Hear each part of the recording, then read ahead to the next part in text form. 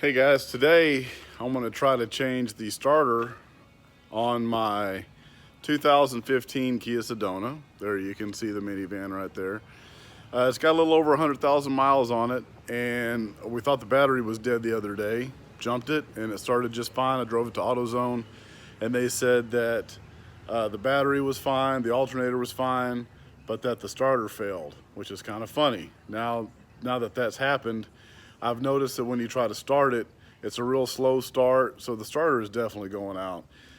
So let's take a look at how we can try to fix this. I've never done this before, but you're gonna learn with me. So here we go. All right, so the first thing you're gonna wanna do is remove the battery terminal, the positive terminal, because you do have a hot wire that runs directly from the battery to the starter. You don't want it arcing or grounding out. So just best to go ahead and remove that first thing off the bat. Okay, so this is what it looks like underneath. And this right here is the starter. And there's a heat shield on it to protect it from the catalytic, I don't know if that's a catalytic converter right there. It looks like it could be. So there's a bolt right here. That's a 10 millimeter. I already kind of broke this one loose. Then there's another one here on the top. Let's see, right there. It's on top of this little alleyway here. It looks like that's going to be impossible to get to without universal and ratchet and all kinds of stuff. So what I'm going to try to do, this is the wire loom that feeds the starter from the battery and the relays and stuff. So I'm going to try to take this bolt out right here and take this one off, and then here's one of the bolts that mount it, and then the other one is right on the top here. I'm going to take those two bolts out and this one, and then maybe I can get this starter out through this little bitty hole in front of the exhaust here and try to get it right here in front of me where I can get to it. So let's see if I can get that done. Okay, so what I didn't realize is this little plug right here for the O2 sensor goes on a little bitty bracket right here. It just slips on there. I already pulled it off. You can pull that off of there, and then once you get the two bolts out, like this one here, and then there's one up here on the top. It's kind of hard to see, but it's right here. You can see it really easily. Maybe not in the video, but you can see it. It's right there. You take those two out, and then it looks like you're going to be able to roll it a little bit, and then you can get to that top bolt opposite of this one, and then I think the heat shield is going to come off, because otherwise it will not come out.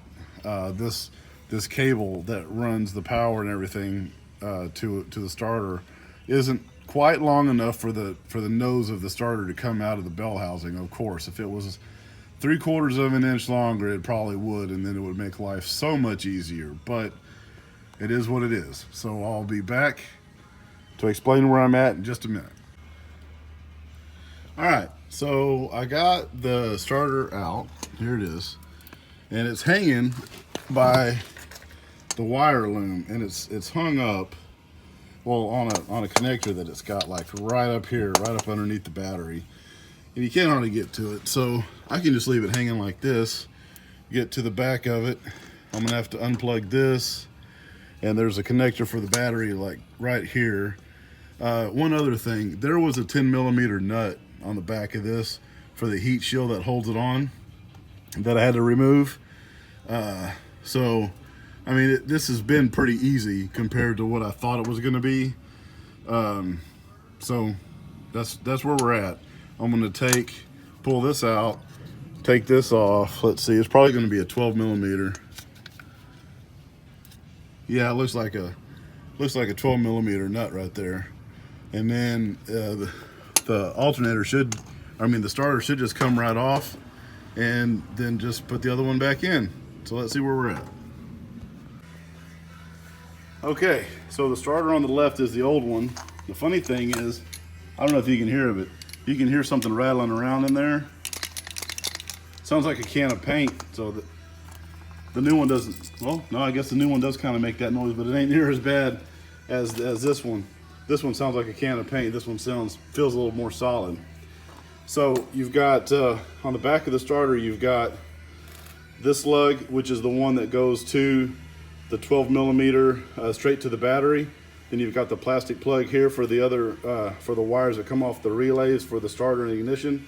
And then this is the one that after the solenoid that goes to the starter to tell it to engage to get started.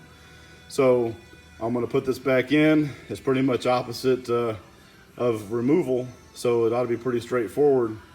And I'll see how it starts up. Thanks. All right, so here we go. I'm going to try to start the van for the first time, make sure everything works. There it is.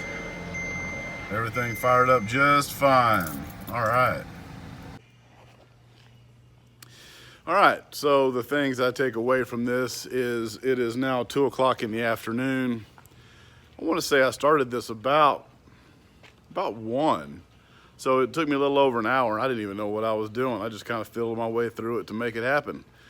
The hardest part that I had was getting that little bracket that holds the O2 sensor plug back on the top side of that shield. I remember showing you guys that was the second of the bolts that was kind of around where the wire loom comes in there.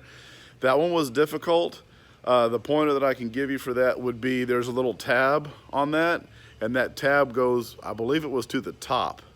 There's 2 holes in the shield. I didn't see that when I had it off, but there's 2 holes in the shield, one for the tab and one for the actual bolt hole. So be sure you've got it right, and maybe the tab went on the bottom. Look into that. I think the tab might have went on the bottom, and that causes it to come out the right way. The bolt to go in there just right. Put it in there. Be sure you tighten the nut on the back of it. There's that little bitty nut on the back of the heat shield. Tighten that nut on the back. Tighten the 2 bolts on the front of the heat shield, and you're good to go. So I needed a 14 millimeter socket, 13 millimeter socket, only because the original starter had a 12 to take off the battery terminal where the battery terminates on the back of the starter. I had to have a 12 for that on the Kia on the Kia starter original, but the new one had a 13 millimeter. So I needed a 12 millimeter, a 10 millimeter, a 13, and a 14 millimeter, and also a 17. The 17 was the one that took that big bolt out of the transmission, so you could take the wire loom loose to get to everything you needed to do. So all that being said, it only took me about an hour. I mean, I'm an average shade tree mechanic. I can do my own mechanic work, and it wasn't that difficult for me at all. So if you got an hour and you kind of know what you're doing and you got the tools to do it, just like everything else, man, all it is nuts and bolts. Anyway, thanks for watching. I hope this video helped you out. Let me know if it did. Thanks.